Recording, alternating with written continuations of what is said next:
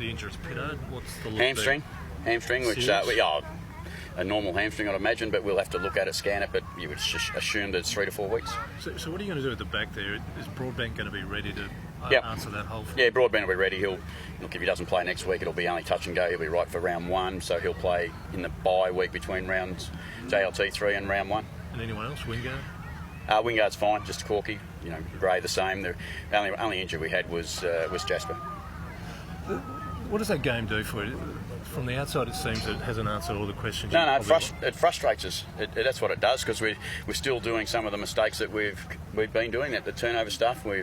We continue to challenge ourselves there, and we play a quarter where it's unacceptable football, and people didn't play the level that they should play at in that quarter, and we get punished badly, and it goes on for 15 or 20 minutes, too long.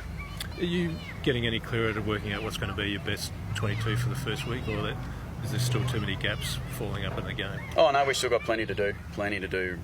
Rooch, we've got a lot of work to do with a lot of players, and we give them opportunities to play and see how well they can play again next week, and then we'll have a good 2 weeks where we can decide who deserves to be out there for round 1. On the big picture, are they picking up what you wanted to change with the way the game's to be played? Yeah, sometimes too much of it. If you look at our game today, we were a bit too straight line at times again, and and we understand the conditions here today made it a bit challenging to one side, but we've got to be better than that.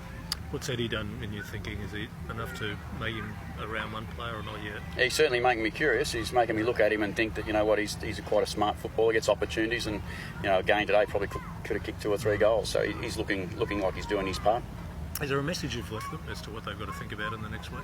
Yeah, no, there's plenty. It's for us. It's about preparing as hard as we possibly can for the first round of the season and for the whole season. But it's about we're nowhere near where we want to be just yet. So we just got to keep at it. We want to remain positive about what we've got to do, and we've got to continue to track down on at training what it is that we're trying to improve on. And for us, there's some obvious things there. Right, to give you more confidence? Yeah, much better. Yeah, much better as centre bounce, and we got some ascendancy from his work, and he's 1.5 games back, and I think that's the thing for us to remember. We're getting going, we're trying to figure it out still a little bit, and we've got plenty to do. What do you think Jackson Trengove is in moving into a forward role? Was today a bit harder for him? Yeah, it was. It was a challenge for him. It was hard for any forwards today. I think that the way the game was played and the way we played particularly made it really challenging. Jackson and our key forwards will all survive off the back of us being able to move the ball a bit more fluently, and at the moment we're not providing them that opportunity. Okay. Success comes from pressure on for spots. Are you confident that's going to be the scenario going forward? Positions open, people with their hands absolutely. up? You won't get picked until you deserve to be picked as best we possibly can, and that's the same. That's why we play JLT. Yeah. We get 3 opportunities to play, and then we get the week in between to get ready. So we're very keen to make sure we pick blokes who deserve to play. Matthew Lober, you're very much an established AFL ruckman now. Do you have any plans for a secondary role this year? No, he's a ruckman first, and that's his role. And along with Paddy, they're both probably predominantly ruckmen, and so we've got to be mindful of that. Again, we'll pick the best team available for the right game. Paddy Ryder looks very crisp.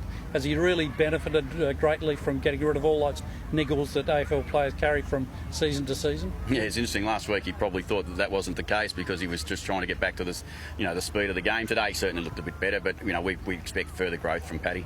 Your old midfield team looks back in form, the one we saw 2 years ago, where they went missing a little bit last year. How many are knocking on the door in the wings to take their places? Oh, and I think we've seen again today, we played a lot of young blokes. You've seen Drew, you've seen Atlee, you've seen Pau Pepper. There's 3 first-year players. We've seen Houston, Aidan Johnson play. So we've seen Brett. We've got 6 or 7 first-year players out there at the moment who are challenging us to pick them. Will Brad play next week? Brad Ebert? Yeah, Brad Ebert will play next week. Aaron Young will play next week. So there's a bit there for us to have a look at. So we're still figuring it out. Were you happy with the surface? The wind's tricky, but the surface? Yeah. What's that The wind was very tricky, but the surface looked fantastic. It's great to get to the country communities, and we enjoy coming here. And we couldn't ask for any more than what was delivered here today. Thanks very much. All done. Thank you very much. Thank you. Long bus trip.